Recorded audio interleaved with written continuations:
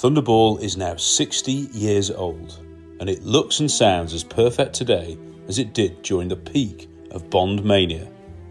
We gathered to celebrate what was at the time the biggest film of them all at the box office, and discussed why we love the film so much.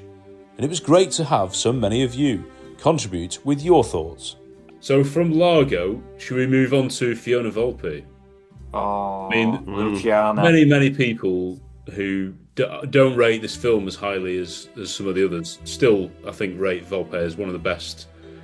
I mean, she comes into so many different categories. She's a Bond girl, she's a main villain in some ways, and she's a henchwoman. So she's got absolutely everything going. And I think sometimes people say, well, when she dies, then I'm not as interested in the film, which I think is a bit harsh. But whenever she's on screen, she's absolutely captivating. And Yeah.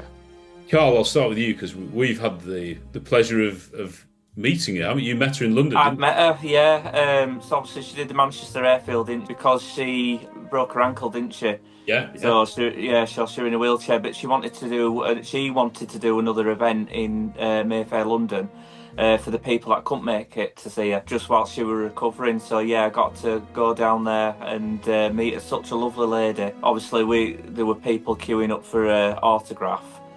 And I got to the table, and there was one person in front of me. And she actually said to the person in front of me, she says, "I'll do yours after this young man because he's come all the way. He's travelled a long way to come and meet me." She signed the autograph, and I had my picture taken with her. You've got it, Carl. So I've got the signed autograph picture. Bond. This ain't got Bond in Yorkshire on. This is just to me personally. Yeah. But yeah, I've got that, and then obviously on Facebook, as you can see, I've got pictures with her and Martine. Such lovely ladies. They play the roles really, really well. Well, it's the same, isn't it? One good's one bad, you know. Yeah. Paula and Fiona. Like Carl's story, I've heard so much good things and positivity coming out from people I've met, and I mean, I know you guys had interviewed her as well. I think, hadn't you? The past, yeah. We have, yes. Me and John. We had it was a phone call, really. Yeah. LA, but it was you felt like you were in the room with her. It was incredible. Yeah. For how old she is, how much she remembers is amazing. Yeah. You know, she can go before doing Bond, what she did before Bond. You know what I mean? And it's amazing much she remembers. Yeah. It was, and then we did get to see her at the Concord event, as Carl said. And she was so sweet there. She's so lovely. 60 years on, meeting someone and such a big character from one of the best Connery films, it's quite overwhelming in many ways. But it was a very overwhelming conversation, wasn't it? We had with her. Yeah. We were just telling her what we thought of her. You know, we were just saying, "What's you as a young kid? You're the best femme fatale in the series," and the shock. From her, like the surprise, you actually think that? Like, no, we do. You are the best, you know. Like, we couldn't believe it because, to me, hands down, Fiona Volpe is the best thing about this film. Personally, I'm not saying everyone. No. Hands down, she is the best thing about this film. She's the first ever. No, she's not the first ever. I'd say Miss Taro probably is, but. She certainly took that sexuality level to a new kind of level in terms of that femme fatale, let's say. We did have Miss Tyrrell, but she's taking a lead here. We've seen the likes of Rosa Klebb, but Rosa Klebb they're not making a sexuality in any way like that. But here you've got a woman who is very sexual in the film, ordering men around right, left, and centre, especially the whole chase thing, you know, and she's telling them all what to do, and then the minute she's shot, they back away out of sheer fear. Yeah. She kills what's his face, Guy Dolman's character, Count Lippy. Yeah, she executes that. She's the one who tells Count Lippy not to shoot Angelo. She's the one who negotiates with Angelo, obviously passes it on and knows he's going to be killed. She is holding so many of the cards. She's awesome. Yeah, I love her. I love her. I think I do that all the time, flip-flop between her and Elektra for the best female villain in the series. I love them both so much. Yeah, they're so different, aren't they? But these are the characters that I think people forget how many brilliant Bond women, Bond female characters there were, because you often hear the modern day scholars and people in the newspaper saying, "Oh, all the women, they're just eye candy and all that." But no, go back to the early ones, and they're quite incredible, aren't they? Really? I mean, That's it. Going to the detail of the way their acting style and everything. What from what John said as well. When Bond gets into Cowder, that fear factor of she's speeding up. Do you know what I mean? And she knows she's doing it. It's all right. I'll scare you, mate. That kind of thing. You better fasten your safety belt. The first thing you say to Bond when you're in the car with him, you go on that car journey with him, you say, "You'd better fasten your safety belt." I remember that. Because you're going at a frightening pace. I remember that also. Yeah. Yeah, I remember that. You look pale, Mr. Bond. I hope I didn't frighten you. Well, you see, I've always been a nervous passenger. Some men just don't like to be driven. No, some men just don't like to be taken for a ride. You know what Terence did? He was such a joker. Terence, we would go see the rushes, the dailies, whatever you call them. And he played games. So, for instance, talking about that scene, he put behind us. There was, they used a backdrop for the road. Yeah. But what did he do? He put a backdrop just for us. He told whoever it was, the editor, to put in the dailies an ocean behind us. So it looks like we are with a car in the middle of the ocean. And so it was a surprise. Everybody laughed. That's what people say. They are a bit of eye candy. There's so much more than that. I think probably in the more modern ones, you could say that for some of them. But in the older ones, you can just see the true brilliance of their acting. She's ahead of the game always in the movie as well. Yeah. She never loses. Like Largo loses at times. You see him losing at cards or something doesn't quite go to his plan, but she's constantly, right till the very end, she's constantly winning in what she's doing, in terms of shrublands, like you say, running it and being in the Bahamas and being into the room and meeting Bond and setting it up all the way. She's ahead of everybody.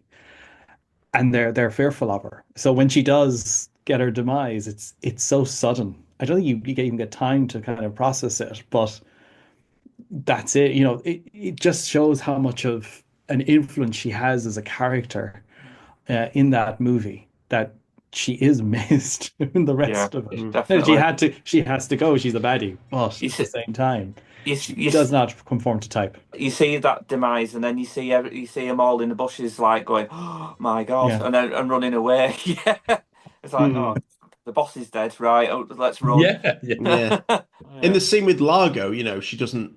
Yeah, he's not telling her what to do. That they're having sort of disagreement about what to do.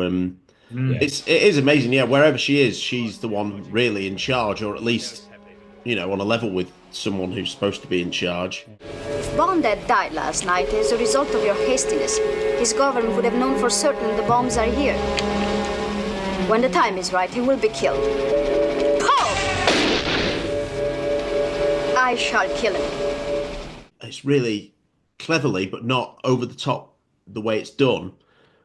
In terms of, if you make a femme fatale, you either, I don't know. She does have that, that sexual thing about her, but she is scary as well, if you know what I mean.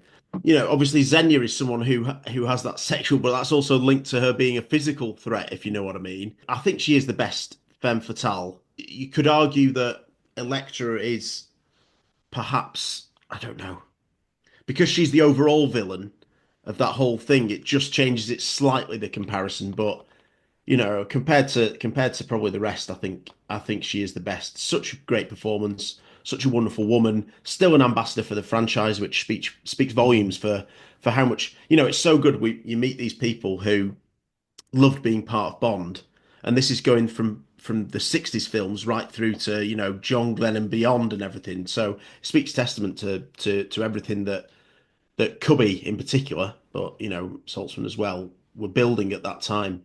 She just dominates men, doesn't she, from the start? Just a bit. Lippy and all that. Put that away. Angela's right. I'll inform #1 we made a new arrangement. Au revoir. No. He always says ciao. Ciao. And a cap. It's too far back on your head.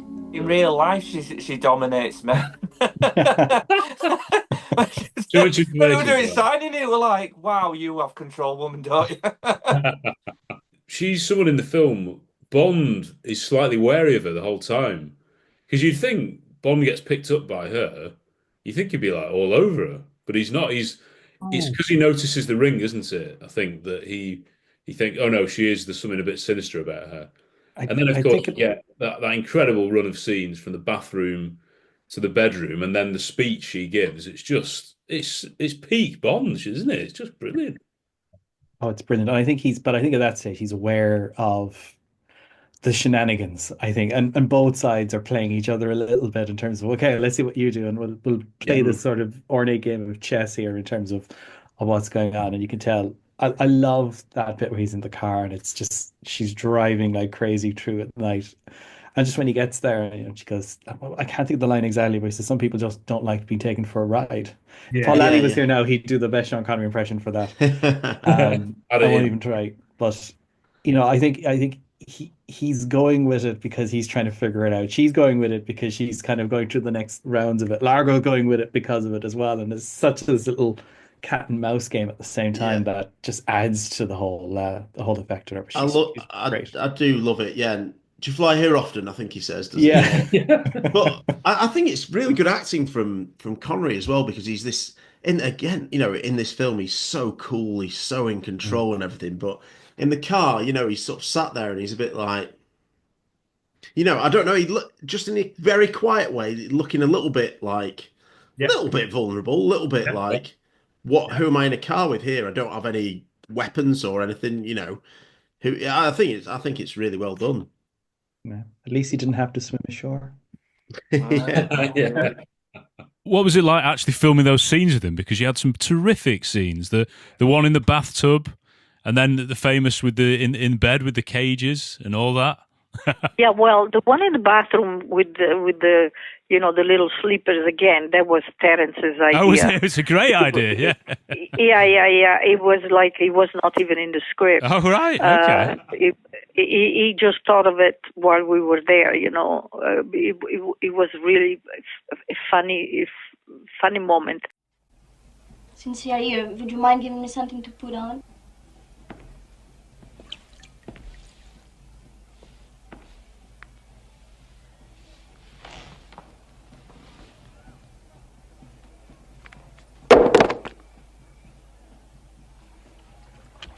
Anyway, I'm very glad to see you again, Mr. Bond. I'm glad to see you again. I had a feeling you've been avoiding me. Well, you see, I had no idea that we were next-door neighbors. Oh, they just moved me down this afternoon. It's extraordinary, isn't it? Almost as if... As if it was intended. Yes, it is extraordinary. Shouldn't you get out those wet clothes? You'll catch your death of cold.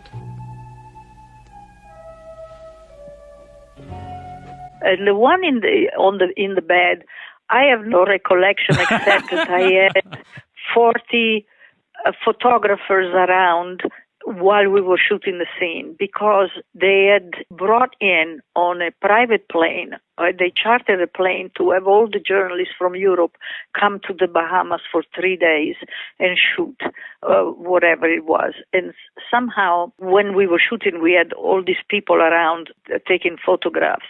And so that was, but actually, I'm sorry, I take this back. It's many years ago, so I have to take it back.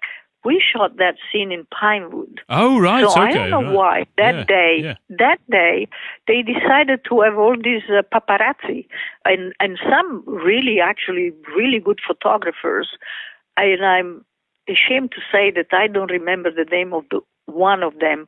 Is really very good, because I was in Palm Beach in Florida walking down the street with friends recently, a few months ago, and there is a gallery, and we walk into the gallery, and hanging on the wall is a photograph in black and white of me and Sean, and it's signed by this photographer. And it's a big one. It's not an 8x10. It was a very big photograph. So I didn't say oh, that's me. I didn't say anything. I said, is that for sale? And they said, no, sorry, it's already sold. Somebody already bought it. And I asked, how much did they pay for it? And they said $6,000. Wow. And I'm thinking $6,000 for a photograph in black and white. And they said, yes. He said, the photographer is very famous. And he took the picture while we were doing the scene. I mean, you could see it. It's Sean and I in bed. So I'm sorry that I don't remember the name of the photographer. I should have written it down. That's incredible. Now look, you know we're going to be too late. Too late for what? The junk canoe. I promised my friends I'd meet them there. Perhaps you know them, the Lagos. Questions. All I get is questions. But the music is going to go on all night anyhow. Enough to drive you wild. Yeah. Do you like wild things, Mr. Bond, James Bond? Wild. You should be locked up in a cage.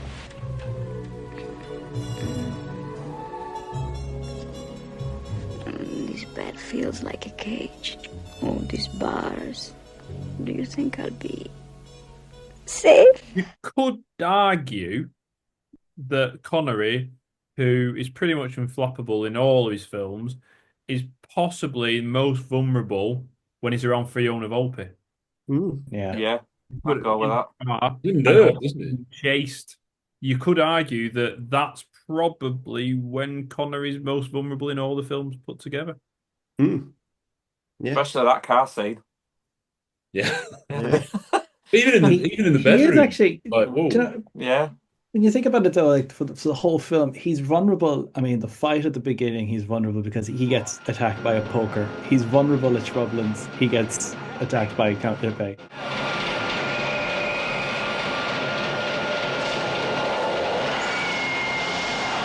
He's vulnerable when Fiona's around. He's even at the very end, the last scene, it just looks like Largo's about to. This is it. There's vulnerability. Actually, not even if you saying that now, John. I'm just kind of thinking about it. But yeah, it's a fun one. We're just. I know it's that type of movie that keeps us thinking that this is going to happen, and then surprises us. Something jumps out of the box and goes, ha. He is unflappable despite all this, isn't he? He's still. Oh yes. He gets out of these situations in the most Bond ways. So the way he gets rid of Volpe, he's got to think on his feet, hasn't he? And I know it's one of those scenes where it doesn't really make sense in terms of why are they still dancing if they've just heard a gun go off and everything, and where did the bullet go? Did it go through her and hit somebody else? But none of that matters because the way it's filmed and John Barry's score, the editing, it's quite revolutionary for its time. The quick cutting between Dawn's face, her face, the gun, the drum going on. It's absolute perfection, isn't it? And I think, they say, don't they, all the best villains need to have a great death, and goodness me, this is up there again. So many good scenes in this film. We also wanted to mention your death scene because that is another highlight of the film. Just filming that, was it? Because you have a nice dance with Sean, and then I'm afraid that's it, isn't it? Were you gutted that you had to die? That was the script. Yeah.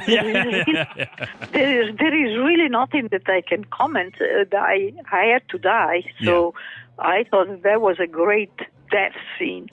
And this line also was very cute when he puts me down. One of my friends sits this one out. She's just dead. And I just saw the drummer in the Bahamas. Oh, yes, again. Of course, yeah. He's still alive and drumming away as well as he did 50 years ago. That's the fantastic. Same strength, the same passion, adorable. Yeah, wonderful. Oh. Tom, you would also say that she has her own little theme that nobody talks about. I've said it many times. Yeah, she does. We keep talking about the car scene. Yeah. I think it's hinted at maybe just in the bath scene as well, maybe. Yeah, no, it's definitely a couple, 2 or 3 times I noticed it last time I watched it. That's a really funny, effective scene where if you had to, you couldn't describe what Bond is like with women in words. Just watch this scene. This is genius. And I think Luciana said it was Terence Young's idea to just, do you want put your clothes on, here's your shoes. Yeah. It's funny though, isn't it? It's brilliant. Yeah. It's a brilliant idea. but it's perfectly executed by Connery. Yeah. Well. Oh, yeah. Sits down, doesn't it? A little smirk as he Yeah, does it. yeah. Mic drop. It's so good. She's loving it as well. Again, the location really helps them, and how the outfits that she can wear, and just the colors and everything, and the Junkanoo and all that. It just really, it's so vibrant, and she's vibrant as well. Yeah, amazing. Bonding colour. Yeah. I've done a few actually with him because obviously Thunderball. There's some very good behind the scenes photos that I have done the coloring on, and yeah, I mean she pops even in those ones. Yeah, there's no mistake. Yeah. For me, the strongest scene in the whole film, where you do your speech to James about not this woman who sings the heavenly choirs, and I mean the writing on that is outstanding, but how you said that with such conviction, it's just amazing. But of course, I forgot your ego, Mr. Bond. James Bond, who only has to make love to a woman and she starts to hear heavenly choir singing. She repents and immediately returns to the side of right and virtue. But not this one. We've touched on Paula briefly, but of course Martine is another wonderful woman we've met. We feel something when she dies, and it's one of the first times that you see Connery a bit his face when he sees that she's dead. Yeah, that shows that even though she's not got an awful lot of screen time, she does make an impact in the film. She's very likable, and yet again, Volpe is somehow domineering over her as well. I think it got me a little bit when she died. Died in that scene, and he's looking in the room, and she's just there laid out like that, and it's like, I think it got me a little bit there. Yeah, for the scenes that she did were really, really perfect.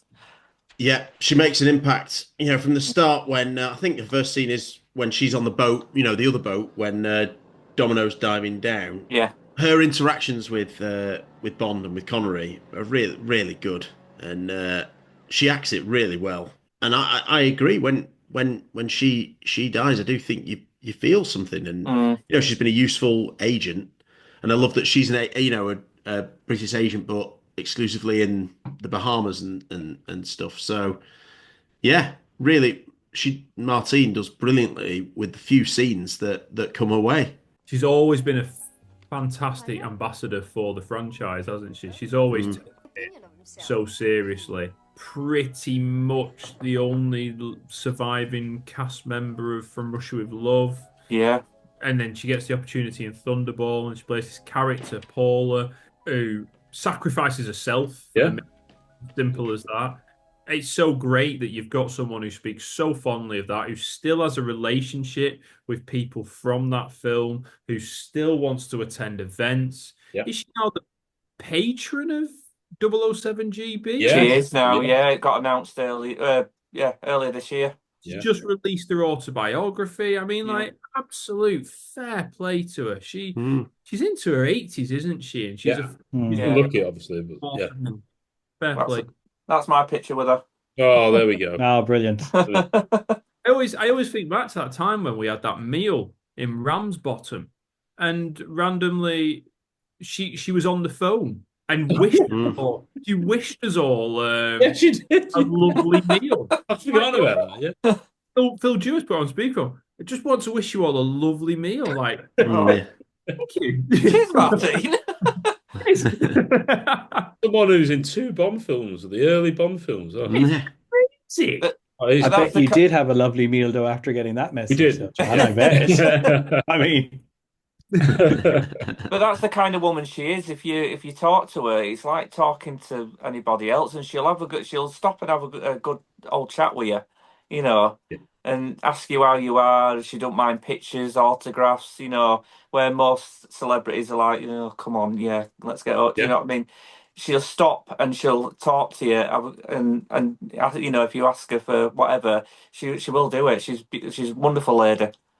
Brilliant. I know, obviously, for that Concorde event, it was reuniting her with Luciana. Yeah. And they both sort of say they've become best friends. And Molly Peters as well. She's sadly gone now, but the 3 of them, I think, were very close. Now we'll have better tackle the. In fact, no, we don't need to go into too much detail. But the rack scene and the thing that comes after, because this is a celebration. Remember, this is meant to be positive. Yeah, it's one of those scenes where growing up it was quite funny and everything, but then if when you were a kid and all that, but thinking back, it's a little bit too much, isn't it? And it's not quite appropriate. But there's been other Bond films which have done similar things, if not worse. So I don't know. I don't think there's anything sinister in it at the time, but it just looks a bit dated now, doesn't it? The way it's played out, which is a shame because I think she's a lovely character. Somebody's gonna wish the day had never happened. Well, you wouldn't tell Dr. Wayne. Please, I'd lose my job. Well, I suppose my silence could have a price. You don't mean... Oh, no. Oh, yeah. She's another one who she's only in it at the beginning of the film. Yeah. She makes an impact. Her and Connery, her and Bond have a really interesting relationship. There's no way you would think that Bond would end up with this woman, but part of her he really winds her up, but she can't help but yeah. To come to him. I'm again not going too deep into that scene, but after that we see him, Mink, the stroking with the. So it's an interesting relationship. Good spin off. Yeah. I've got to say, on Saturday when I watched it, I'd only realised that she was actually close or potentially dating Count Lippe. So, when she introduced him at the start, but then there's a scene where Bond looks out the window and she and Count Lippe go in his car together, go out. And I had never realised this until I watched it. I was like, wow, very small. They go in the car together, and it's only in third. But I was like, what a dynamic that is. Whoa. Well, hang on. She's not working for MI6, is she? No, she's just completely oblivious to all this. Yeah. It's a coincidence. It's a bit of a coincidence, isn't it, that Lippe's at the same place as Bond, isn't it? I know that, but we don't care. We don't care. Originally, Thunderball was, I wouldn't say ranked that highly on my list, but over time, it's really definitely grown on me. And I think it's actually a pretty stellar Bond film. I mean, it's big, it's bombastic. The locations are actually gorgeous. Connery's amazing. Dolph Shelley's a great villain. Domino is sublimely, supernaturally beautiful, and Fiona Volpe is, wow. There's not enough ways to describe how good Fiona Volpe is. And I say the underwater scenes look beautiful even to this day, and I would say pretty stellar, Bond adventure. One I very much look forward to watching again soon. Your name's James Bond, and you've been admiring my form. Most girls just paddle around. You swim like a man. So do you. Well, I've had quite a bit of practice. Do you come here often? Whenever I'm bored. Practically every day. What else do you do and where? You don't waste time, do you? No. For effort. Oh, thank you. I'll wear it so you'll know me next time. I was right. Couldn't miss. I'm not with you. Oh, you soon will be. Domino, the main Bond girl. She'll come very high in terms of most beautiful Bond girls. God, she's gorgeous. She is. She's unbelievable. She was one of a slew of Miss World at the time. I think the shame is if you actually hear, you can go on YouTube, you can hear her voice, and it's another one where I don't really know why they dubbed her, because she had a lovely voice, and it's the same voice again, Nikki Van der Zyl. But it still works. I have to admit, I think it's a good voice for her. I don't know whether I'm not saying she's underrated, but her character's definitely underrated. The layers to her, the sadness of her relationship with. Yeah. I mean, are they definitely related, or is that just? I don't know. Is that just something that they say to try and keep her theirs and a younger woman? I don't know. Well, I think it's a really interesting, so her being the kept woman of the villain and Bond, I can see that's interesting in itself. probably something that can quite easily be repeated. But not only that, but she is the sister of the person that they are going to replace in order to get the nuclear bombs is really interesting. And him being killed, Bond knowing that, but her not knowing that until he chooses to tell her. So your heart does go out to her, and that scene on the beach I think is good, and it's not overacted, it's not overplayed, and as a lot of these emotional scenes in Bond up until a certain point, they're over fairly quickly and probably over too quickly for some modern audiences. But I think it's well done. In a similar way to The World Is Not Enough, people have the problems with Christmas Jones and everything, but when you've got such a strong female character and a villain at that, for the main Bond girl, or the one that Bond ends up with, to make as much of an impact is going to be nigh on impossible. And it's going to be nigh on impossible when you're up against Fiona Volpe. But I think she does make a decent impact. It helps that she's incredibly beautiful, but I do think she's decent, and interesting things, as I say, happen to her, or are to do with her background in the film. I agree. I think she plays the role really well. I think in the part of the film that I don't like is obviously when she's tied up on the boat. Mr. Bond gave you this little toy, I imagine. And Vargas is dead. No, my dear. There is no escape for you. Like your friend, you've been a little too clever. And now you are caught. I'm guessing it was some of they did in films in them days, but yeah, I really didn't like that. It made me feel a bit uncomfortable. Yeah. That's when he's the scariest, though. Largo. Yeah. Because you see that in Quantum of Solace as well. Yeah. That's really bad, isn't it? Yeah. When you look at like the older films to the modern film, they repeat themselves kind of a little bit. So in that scene, you see it again in Quantum of Solace. You see the casino scene again in Casino Royale. 2006. So they copy each other, don't they? But yeah, it really made me feel uncomfortable. That I know it happens in the modern world, but yeah. I think people who would have watched it at that time, or even now, I think they'd be probably a bit horrified. Yeah. That's the nastiest we see Largo as well, I would. Yeah, I would say that. Again, it's almost what you don't see, isn't it? It's the hearing, which is really, really, and that. But you need to see your villains doing bad stuff, don't you? And we see Volpe obviously killing people. Yeah, there's a level though, isn't there? Where yeah. You should see. I do. Like Bond with Maud Adams in The Man with the Golden Gun, where he gives her a slap. Do you know what I mean? That's okay, but when you see, obviously, the tying up, it's a bit too much. You've given me much pleasure, Domino.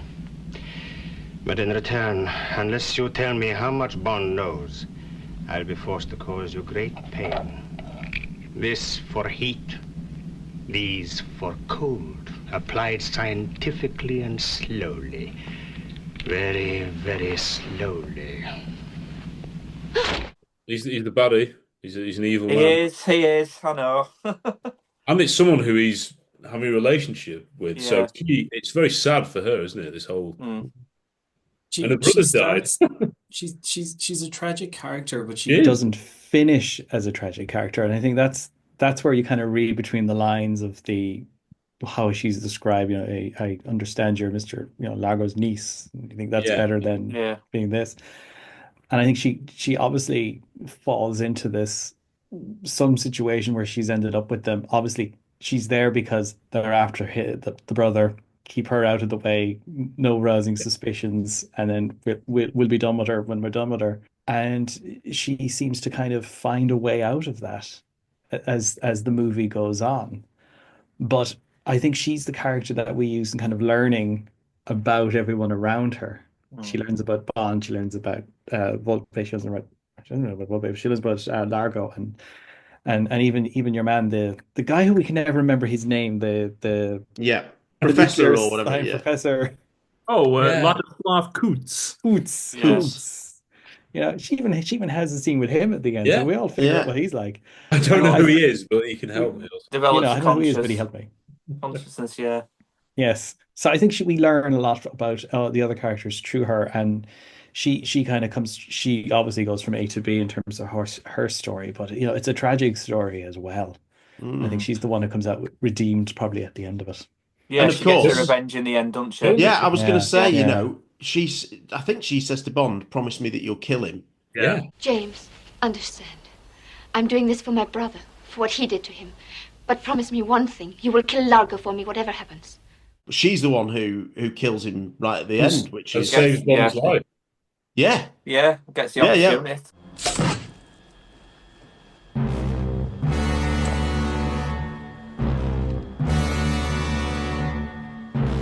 One of my favourite gags that I think is a bit underrated. You know, she says, "I'm glad I killed him." Like, Yeah. You're glad. Oh, man. I'm glad I killed him. You're glad. In Dublin, it got a big laugh. That Did it? Right. Yeah, yeah. Good. Brilliant. Deserves it. It went down very well, I think, for the way he just looks, just as he on the big screen, the way he just looks. You're glad. Yeah, like, that, you know, her involvement in it shows how proper research in the months and years that's gone into this from Spectre. Yeah.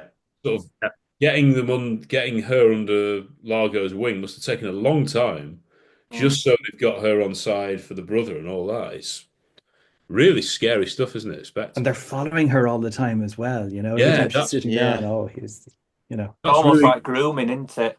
Yeah. Oh yeah, Yeah, oh yeah, absolutely, yeah. Absolutely. She's Yeah. treated horrendously throughout the film, isn't she? Really. Yeah. Brother's been murdered, and she's been used as a pawn in that, like, to get information, and obviously that kind of connection there. There's obviously this very, very icky relationship with Largo that certainly implies that it was sexual. Oh yeah, yeah. Yeah. Very much. But then that idea where she says to Ron, "You're not like Largo. The way you hold me," she understands Yeah. that. You are not like Largo. Why do you say that? The way you hold me. The first time Bond makes love to her, it's underwater, and then straight, which we won't talk about the dynamics of that, but the straight onto the beach, and she asks like, "Oh, that's why you made love to me," because she tells me information. Domino, I need your help. Of course. That's why you made love to me. She is being used throughout. So then it is actually really interesting that the first person who the first man who selflessly treats her well is Ladislav Kutz. The only issue I have with this is that this guy designed this guy is the one who designed the whole nuclear bombs. This guy has no conscience. He is happy to set off nuclear bombs, but he sees Largo mistreating one woman, and all of a sudden he stops the whole planet. I've seen anything like it. What's happened? And it's like he can't set them off. I control it. It's fine. Yeah. Chucked in the water, it's okay now. Yeah. But I'm not having Right, her okay. having a car put out on her. You know, it's not having that, you know. You're absolutely right, though, and I think it's quite nice how Connery does romance her properly. He's not, you know, Roger especially just lays it on thick, doesn't he? And eventually wears them down. This is actual proper gentlemanly behaviour, dancing with her, not doing anything inappropriate, having a meal. Of course, he needs to get to Largo, but he isn't. I wouldn't say he's using it in the sense that even, you know, Bond and Cara. It's that's more complicated, of course. But I think there's lots to say about Domino, and I think she is. There's more to her probably than previous Bond girls, you could say. There is. I think she's a means to an end for both of them as well. I mean, she's how Bond figures out where to go and what to do for the mission when he's talking to M. She has purposes for Spectre as well. I mean, she's well and truly being used by both sides as it starts, and then as it goes on, it gets more interesting, more detailed, and like you see that transformation at the end. But yeah, she's a very you could write books about her. Maybe we should write books about her. Yeah. Maybe, Spin off. No, just keep saying that. No, there's- spin off. Right to Amazon. Yeah. Get on with it. for me, when it comes to Thunderball, which, by the way, I think is a great, great movie, and I've really got anything wrong to talk about it, really. But I think maybe, if anything, that doesn't get discussed about enough, or that I would like to contribute, if anything at all, it would be the fact that, to a certain large degree, I'd almost consider Thunderball to be essentially Goldfinger 2. And for me, and I know for a lot of people, that's a positive. Yeah, of course, Goldfinger became a phenomena. Why not, keep going and see what else you can do? How creative can you get? What can you contribute from what you've got as a book and to put onto the movies?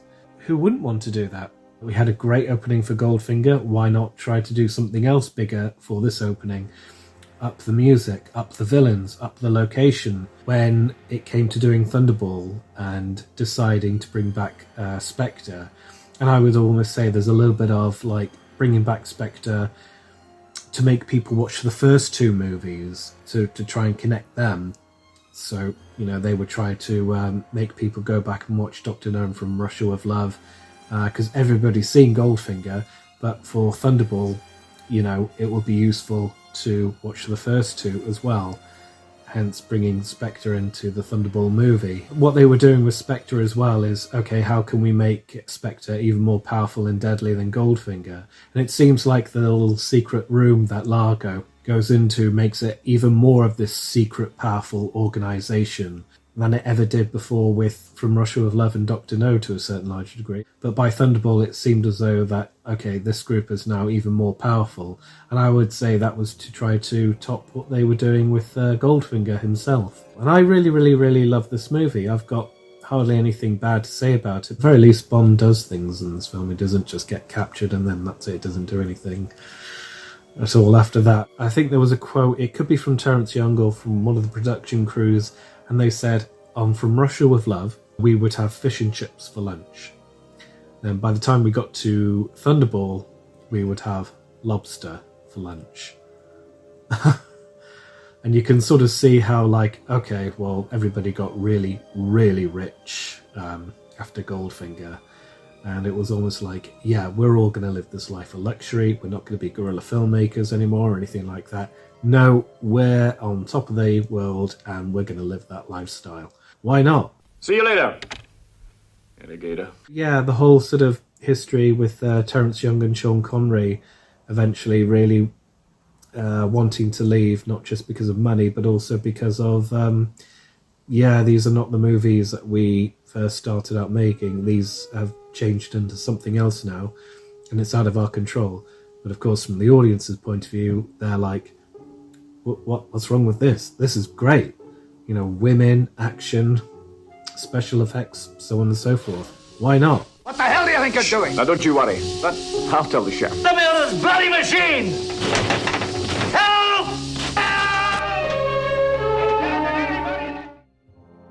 We continue our celebration of 60 years of Thunderball by focusing on the wonderful music of John Barry, as well as giving our final thoughts on this classic film.